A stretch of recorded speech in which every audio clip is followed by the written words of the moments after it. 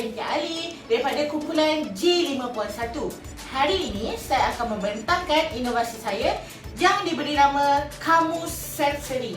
Okey, inovasi saya ini khususnya untuk murid masalah pembelajaran yang mempunyai masalah kekurangan kosakata dan mempunyai masalah dalam menyebut huruf dengan sebutan yang betul. Okey, jom saya tunjukkan cara pelaksanaannya.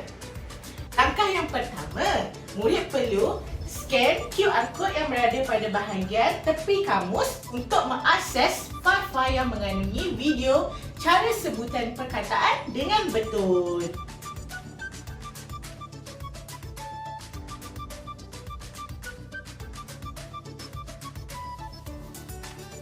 Kemudian, guru bersama murid akan membuka penutup kamus. Dan murid akan memilih kategori yang mana ingin dipelajarinya. Contoh, haiwan ataupun buah-buahan ataupun kategori yang selainnya. Contoh pelaksanaan kategori yang pertama iaitu kategori haiwan. Yang pertama, murid akan mendengar video cara sebutan nama perkataan melalui video yang telah diakses sebentar tadi. Haiwan yang kedua ialah tamak Sulaiman. Okey. Tamak Sulaiman. Setelah murid mendengar cara sebutan nama haiwan dengan betul, murid akan mengambil haiwan tersebut untuk memegang dan melihat secara dekat bentuk haiwan tersebut. Sambil murid itu mencuba menyebut nama perkataan dengan bimbingan guru. Setelah murid menguasai cara sebutan nama haiwan dengan betul dan murid faham, guru akan menanggalkan kesemua nama-nama haiwan ini. Okey.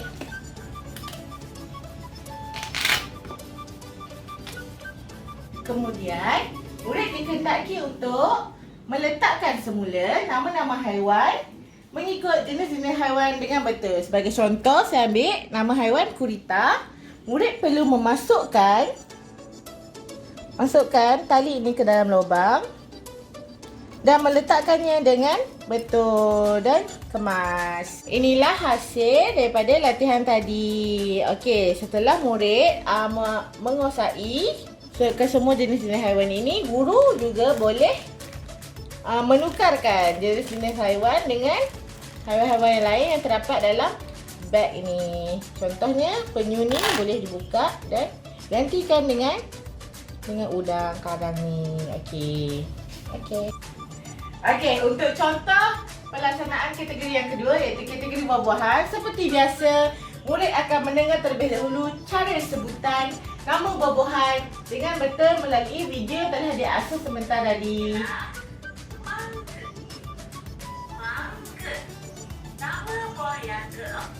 Okey, setelah murid mendengar cara sebutan nama buah-buahan, murid akan mengambil buah-buahan tersebut dan memegang secara keseluruhannya untuk mengetahui dengan lebih mendalam mengenai buah-buahan tersebut. Seterusnya, murid akan cuba menyebut nama buah-buahan tersebut dengan sebutan yang betul.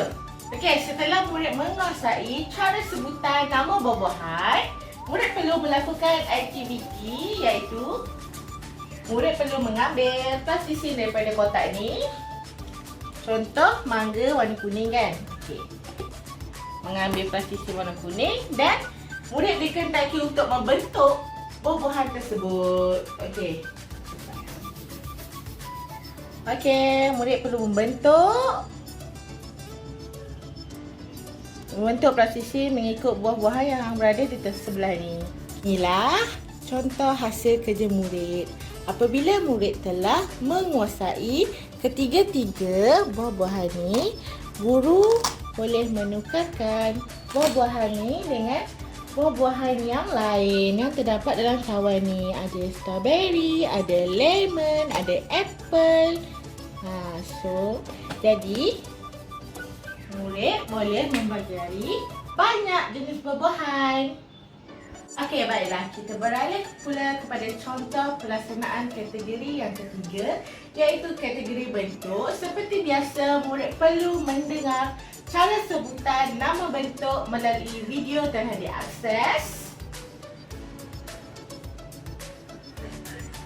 Bentuk yang pertama ialah segitiga. Segitiga. Segitiga.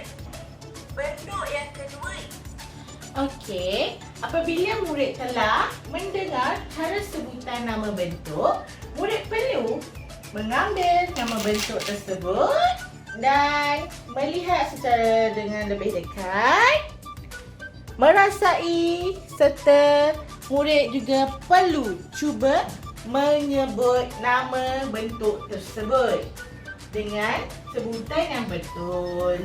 Okey, apabila murid telah menguasai dan memahami kesemua jenis bentuk-bentuk yang ada, guru perlu menanggalkan kesemua bentuk ini dan mengeluarkan kepingan bentuk daripada poket. Okey, kepingan bentuk ini terdapat dua tahap. Yang pertama untuk tahap rendah. Murid tahap rendah, dia mempunyai garisan dan lubang yang akan membantu murid untuk menghasilkan bentuk segitiga menggunakan tali. Tahap kefungsian yang kedua iaitu tahap tinggi, tiada garisan, hanya lubang sahaja. Okey, murid perlu mengambil tali dan menghasilkan bentuk menggunakan kepingan bentuk. Okey, murid perlu memasukkan tali ke dalam lubang untuk menghasilkan bentuk segitiga. Apabila murid berjaya menghasilkan bentuk menggunakan tali, murid perlu melekatkan bentuk yang dihasilkan mengikut nama yang terdapat pada papan ini. Contohnya segitiga, lekatkan pada nama yang ada segitiga. Okey. Ini contoh pelaksanaan untuk bentuk segi empat. Murid perlu melekatkan pada nama segi empat. Okey. Begitulah dengan bentuk yang seterusnya iaitu bulat. Okey, untuk kategori yang terakhir iaitu kategori number. Macam biasalah, murid akan mendengar dahulu cara sebutan number melalui video yang telah diakses. Mari kita dengar. satu. Satu. Nombor yang kedua ialah dua. Okey, apabila murid selesai mendengar, murid perlu menyebut sebutan nama nombor dengan betul. Kemudian guru perlu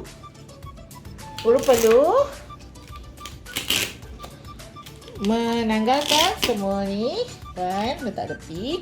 Kemudian guru perlu mengambil kertas kosong daripada ni. Okey, kemudian guru perlu melekatkan kertas kosong dan murid perlu mengambil number daripada bekas dan mencopkan number dan copkan dekat tempat yang mana satu dan cop. Inilah hasilnya. Okey, di dalam bekas ni terdapat nombor yang selebihnya. Contoh macam nombor 4, nombor 5, nombor 6. So, apabila murid dah siap belajar nombor 1, 2, 3, guru bolehlah menukar pada nombor yang seterusnya sebab dia velcro, dia boleh dibuka dan dilekatkan semula. Begitu juga yang bawah ni. Jumpa lagi dalam inovasi yang akan datang.